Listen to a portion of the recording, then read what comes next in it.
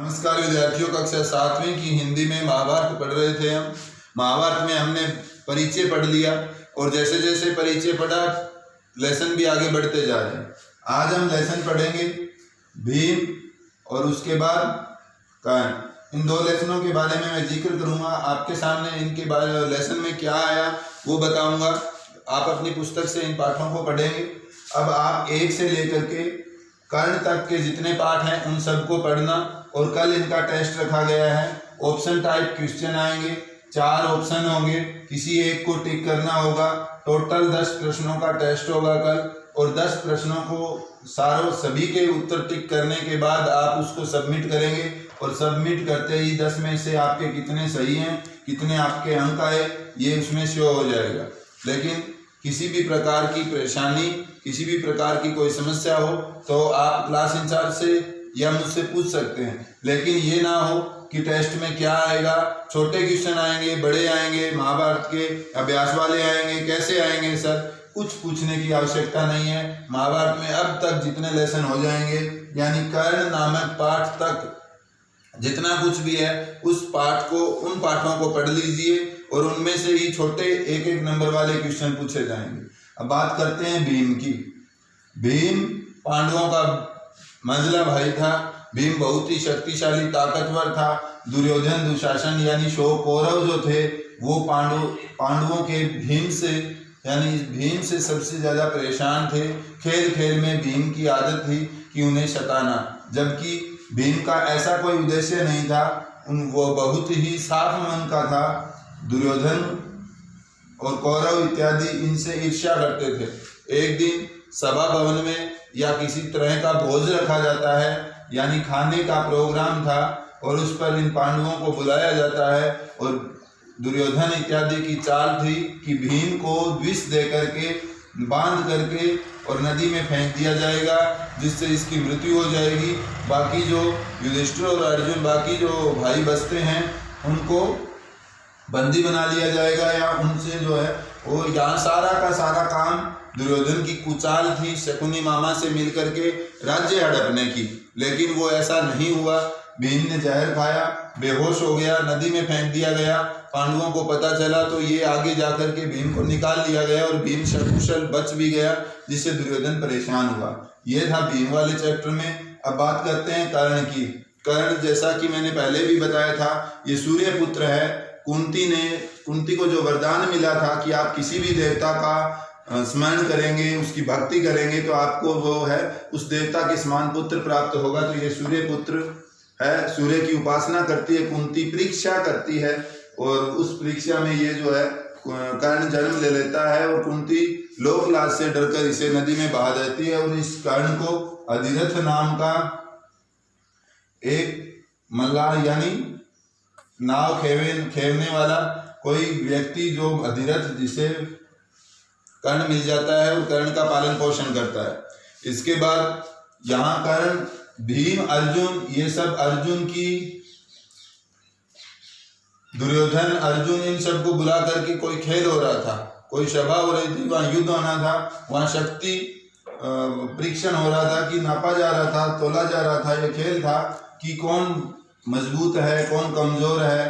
तो वहाँ कर्ण पहुंच जाता है, अर्जुन के सामने जाकर खड़ा हो जाता है और अर्जुन के सामने जाकर के जब ये कहा जाता है कि मैं आपसे युद्ध करने के लिए तैयार हूँ, तो बाकी जो वरिष्ठ लोग थे उन्होंने कहा कि आप अपना परिचय दीजिए, क्योंकि युद्ध बराबर वालों में होता है। आप किस देश के राजा हैं, कौन है, क्या है। तो यहाँ जब है तो पता चलता है, ये बताता है, या इनके बारे में जब पता चलता है कि ये किसी को, ये तो कोई नहीं जानता था कि ये कुंती का पुत्र है। कुंती इसको देखते ही मुरझा जाती है, बेहोश हो जाती है और ये अपना परिचय देता कि मैं अधिरथ का बेटा हूँ। तो लोग हंसने लगते हैं, भीम भी हंसता है कि जाइए जाकर के जो है आप चाबुक पकड़िए, ठीक है।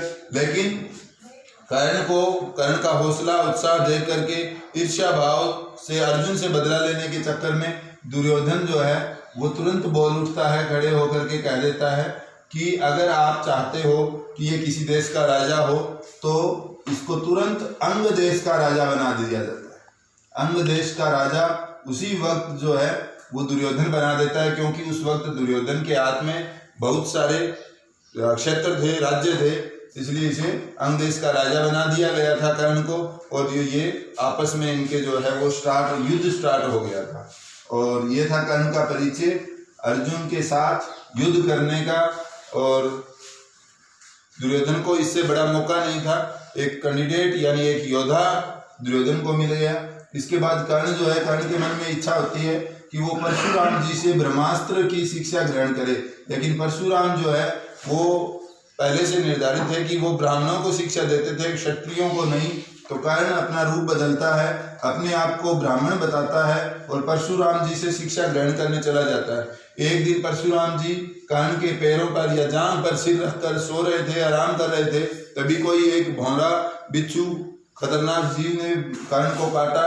कर्ण की जान से खून निकलने लगा, लेकिन कर्ण ने परशुराम की नींद न उड़ जाए इसलिए गुरु की सेवा में लगा हुआ लीन हुआ कर्ण हिला भी नहीं, दर्द सहन करता रहा। परशुराम को जब जाग आई तो खून से लथपथ था कर्ण, और परशुराम ने इसे श्राप दे दिया कि तूने मुझसे छल कपट करके जो विद्या सीखी है, यानी तू ब्राह्मण हो नहीं सकता। कर्ण ने अपना जो है धर्म स्वीकार कर लिया कि मैं ब्राह्मण नहीं हूँ।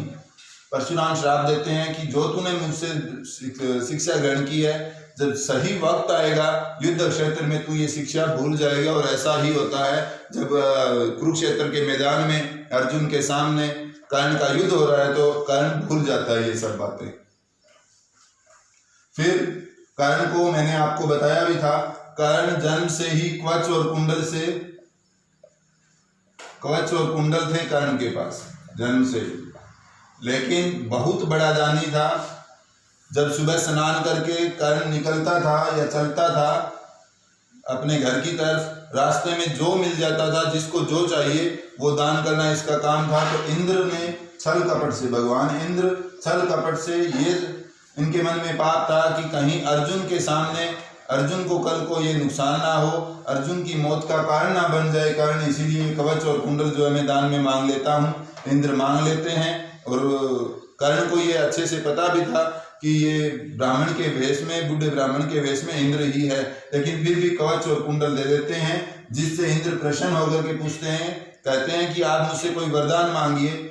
और इंद्र से शक्ति नाम का ब्रह्मास्त्र या शक्ति नाम का जो अस्त्र था वो मांग लेता है। कौन? कर्ण इंद्र से शक्ति नाम का अस्त्र मांगता है, और वो शक्ति नाम का अस्त्र इतना महान, इतना शक्तिशाली था कि जिसको इंगित करके, जिसका नाम निर्धारित करके कोई उसे चला दे तो उसकी मौत के बिना वो लौटता नहीं था। ये बात इंद्र ने कही कि मैं तुझे ये शक्ति नाम का अस्त्र शस्त्र देता हूँ, अगर इसका एक बार प्रयोग करने के बाद ये वापस मेरे पास आ जाएगा। और ऐसा ही होता है। और कर्ण जो है कुरुक्षेत्र के युद्ध में अर्जुन के सामने जाता है, और परशुराम द्वारा दिए गए श्राप के कारण उसका रथ का पहिया धरती में धंस जाता है, और जो परशुराम से ब्रह्मास्त्र की शिक्षा ग्रहण की थी वो भूल जाता है, जिसके कारण कर्ण जो है वो मृत्यु को प्राप्त हो जाता है। ये था कर्ण तक के पाठ का पूरा सारांश जो मैंने आपको बताया। आप पाठ पढ़िए, कल के टेस्ट की तैयारी कीजिए, इसके अभ्यास के प्रश्न आपको भेज दिए जाएंगे, जो कल का टेस्ट देने के बाद आप लिख सकते हैं। आज लिखने की आवश्यकता नहीं होगी, क्योंकि आज टेस्ट की तैयारी कीजिए। टेस्ट की तैयारी में पाठ नंबर 1 से लेकर के अंतिम पाठ कर्ण तक पढ़ेंगे, और कर्ण तक के पाठ जितने पाठ बीच में बनते हैं उनके परिचय, उनके बारे में, उनके राजा के बारे में, उन राजमाताओं के बारे में, राजाओं के बारे में, ये सब कुछ बातें टेस्ट में पूछी जाएगी। धन्यवाद।